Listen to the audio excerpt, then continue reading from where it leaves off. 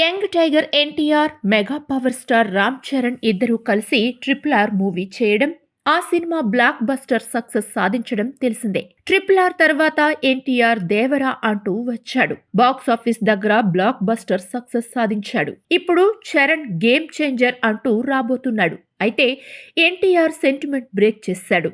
మరి చరణ్ సెంటిమెంట్ ను బ్రేక్ చేస్తాడా? అసలు ఏంటా సెంటిమెంట్ అనేది ఇప్పుడు తెలుసుకుందాం. రాజమౌళి తెరకెక్కించిన మగధీర తర్వాత చరణ్ ఆరెంజ్ డిజాస్టర్ అయింది. సింహాద్రి తర్వాత ఎన్టీఆర్ నటించిన సినిమా ఆంధ్రవాల డిజాస్టర్ అయింది. యమదొంగ తర్వాత కంత్రి ఫ్లాప్ అయింది.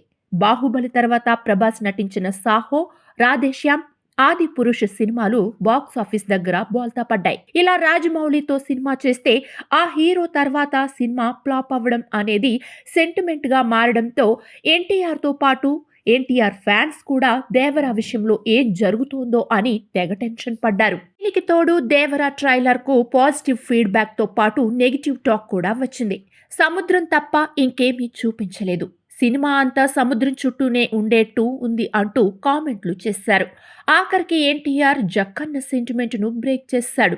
దేవరా మూవీతో బ్లాక్ బస్టర్ సక్సెస్ సాధించాడు. ఇప్పుడు రామ్ చరణ్ వంతు వచ్చింది.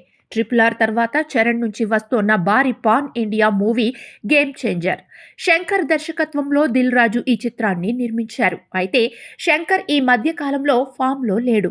ఇటీవల శంకర్ డైరెక్షన్ లో రూపొందిన భారతీయుడు 2 డిజాస్టర్ అయింది. దీనికి తోడు గేమ్ చేంజర్ కోసం ఏం చేసినా హైప్ రావడం లేదు. సంక్రాంతికి వస్తే ఏ మాత్రం పాజిటివ్ టాక్ వచ్చినా కలెక్షన్స్ బాగుంటాయని మెగాస్టార్ చిరంజీవి విశ్వంబర చిత్రాన్ని పోస్ట్ పోన్ చేయించారు. ఆ ప్లేస్ లో గేమ్ చేంజర్ వస్తుంది. ఇప్పటి వరకు రిలీజ్ చేసిన 2 పాటలు అంతగా ఆకట్టుకోలేదు. ఇప్పుడు థర్డ్ సింగిల్ రిలీజ్ చేశారు. ఇది మెలోడీ సాంగ్. విన్న వెంటనే నచ్చేలా ఉంది.